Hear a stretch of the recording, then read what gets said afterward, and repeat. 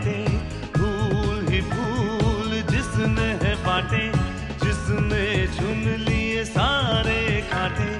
राज छोड़ दिया, ताज छोड़ दिया, राज छोड़ कर राज छोड़ बनवास जिसने झेला। सौतेला सौतेला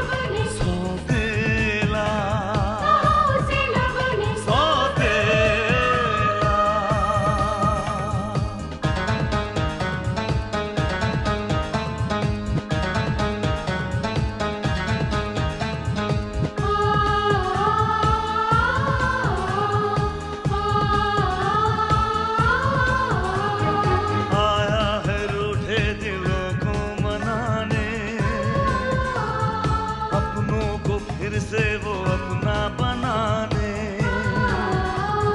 पर उसको अपना न माना किसी ने, न समझा किसी ने, न जाना किसी ने। साथ छोड़ दिया, हाथ छोड़ दिया, साथ छोड़ के हाथ छोड़ उसे कर दिया अकेला। सौतेला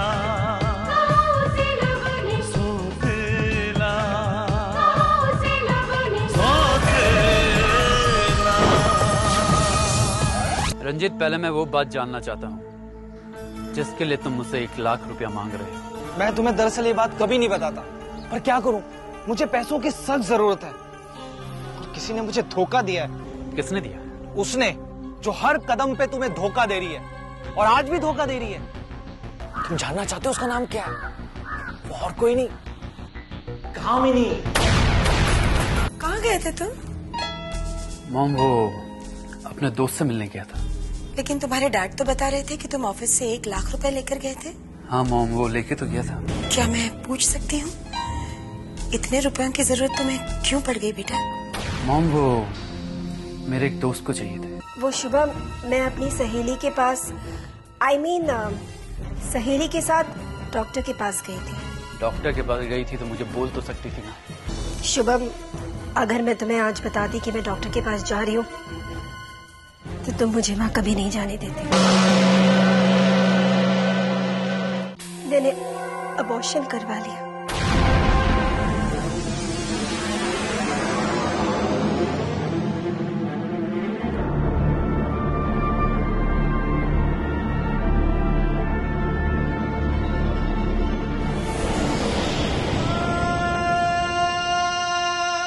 नहीं कामिनी, तकलीफ मुझे इस बात की नहीं हुई कि तुम क्या करा के आ रही हो। तकलीफ तो मुझे इस बात की हो रही है कि तुम झूठ पे झूठ बोल रही हो। नहीं शुभम, मैं तुमसे झूठ नहीं बोल रही हूँ, मैं सच कह रही हूँ। अगर तुम्हें मेरी बात पर यकीन नहीं है तो चलो मेरे साथ, मैं तुम्हें उस डॉक्टर के पास ले चलती हूँ। मुझे किसी से कुछ नहीं पूछना कामिनी। तुम्हारी हकीकत जिसने मुझे बतानी थी उसने मुझे बता दिया। किसने? रंजीत ने।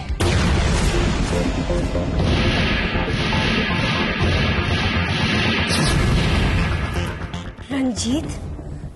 पर शुभम, रंजीत तो ये देश छोड़कर जा चुका है। वो चला गया था, लेकिन अब वो वापस आ गया है। उसने मुझे बताया कि किस तरह तुमने मुझे पार्टी में बुलाया, मुझे शराब पिलाई और झूठी अपनी इज्जत चले जाने का नाटक किया ताकि मैं तुम्हारे शराब।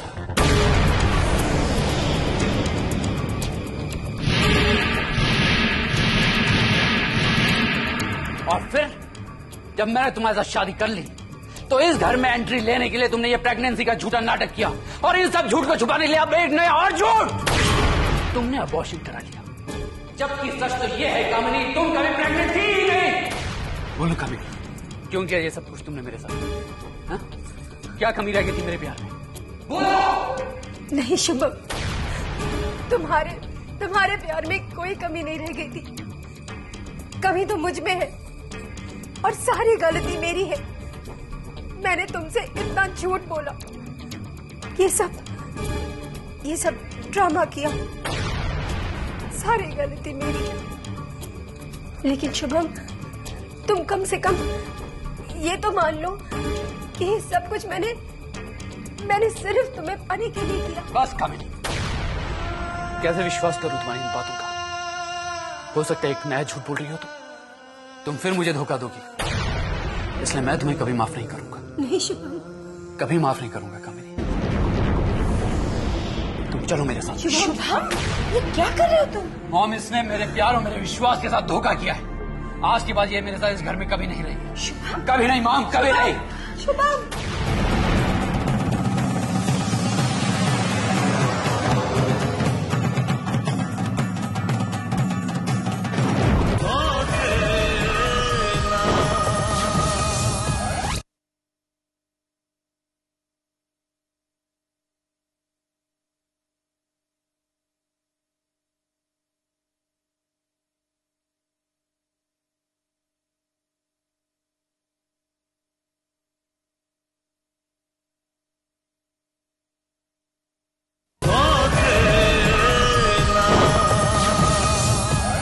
हाँ बदलिए। देखिए आपका मटेरियल पूरी तरह से रेडी है, शायद विद इन ए वीक वो डिस्पैच हो जाएगा। हाँ जी हाँ जी, नहीं मैंने ऑफिस में इन्फॉर्म कर दिया है। हाँ जी हाँ, लास्ट वीक वाला कंसाइनमेंट तो आपको मिल ही गया था ना। अच्छा अच्छा अच्छा, ठीक है। मैं विक्रम। कामिनी, क्या हुआ कामिनी? भैया, भैया, बच्चा रो क्यों रही हो? क्या हुआ?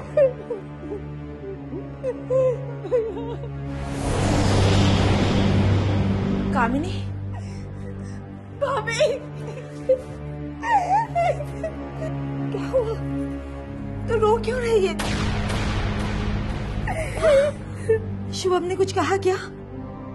कहना क्या है भाभी, उसने तो मुझे घर से ही निकाल दी।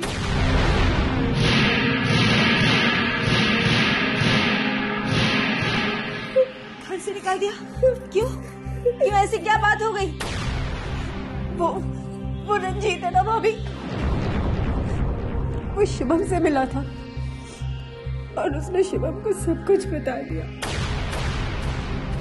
ये भी बता दिया कि मैंने शुभम को हासिल करने के लिए क्या क्या झूठ बोला था, कितना नाटक किया था।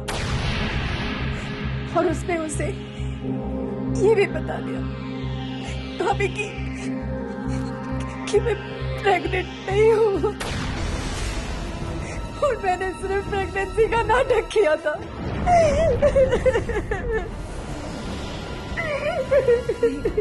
तो रोहन चुप हो जा, हम बात करेंगे।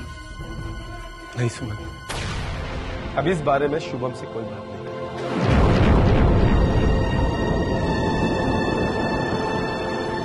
लेकिन भैया, बस बच्चा मैंने तुम्हें 50 बार समझाया कि झूठ से बनाया गया कोई भी रिश्ता कभी खुशियां नहीं देता। लेकिन सुमन, इसने मेरी एक बार भी कोई बात नहीं मानी। सुमन आज जो ये सजा भुगत रही है वो इसकी उसी गलती की सजा है जो इसे भुगतनी पड़ेगी। भाभी भैया को, भाभी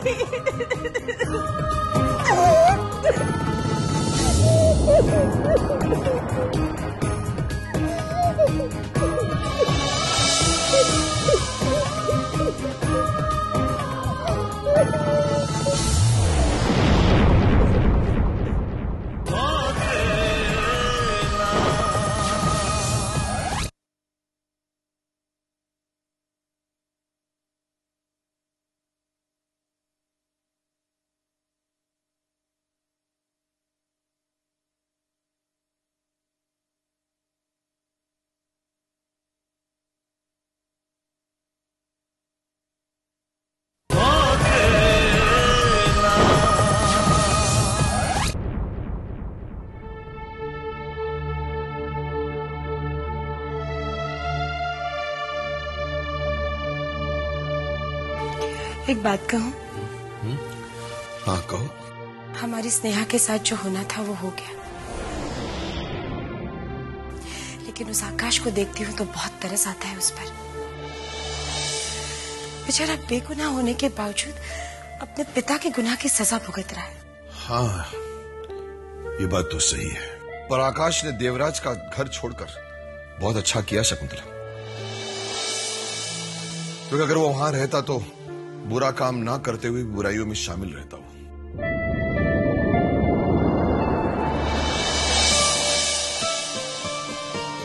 अब देखना, उसने जब से उसके सर पर से बुराई का साया हट गया है, वो खुद अपनी मंजिल तलाशेगा।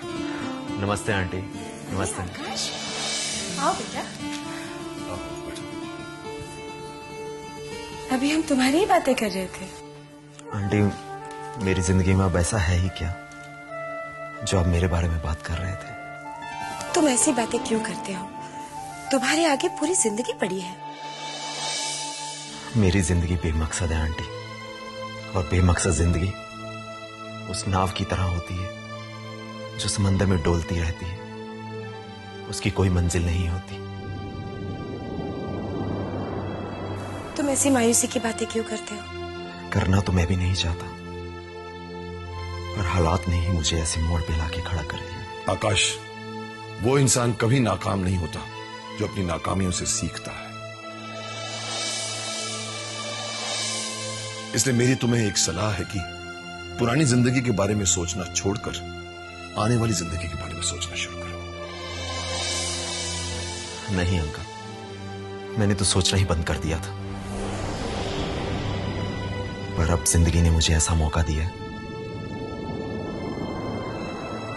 कि जिंदगी जीने का बहाना मिल जाएगा। कैसा मौका आकाश?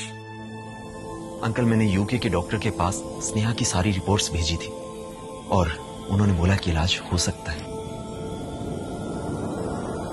और हाँ अंकल, शायद स्नेहा की आंखों की रोशनी भी वापस आ जाए। और अंकल, अगर आप इजाजत दें तो मैं स्नेहा को यूके ले जाना चाहता हूं। पर आकाश, हमने तो स्नेहा की रिपोर्ट्स यूके के सबसे बड़े डॉक्टर थापर के पास भेजी थी। उसे रिपोर्ट्स देखकर कहा था कि स्नेहा की आंखों में रोशनी नहीं आ सकती। ये बात जानता हूं अंकल मैं, लेकिन मैं सोच रहा हूं कि ये जो एक मौका मिला, एक बार इसको देखने शायद हम कामयाब हो जाएं। और अंकल, कहीं ना कहीं उसकी हालात के लिए मैं ही जिम्मेदार हूं, और मैं चाहता हूं कि उसकी जिंदगी में फिर से खुशियां आ जाएं। आकाश, तुम्हारा सोचना सही है, पर जिंदगी में कभी भी फैसले जल्दबाजी में नहीं करने चाहिए। इसलिए हमें सोचने के लिए थोड़ा वक्त चाहिए। मैं सोच के तुम्हें बताऊंगा।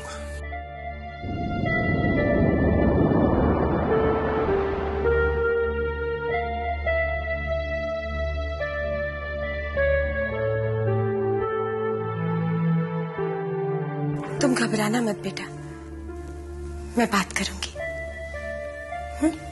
ठीक है।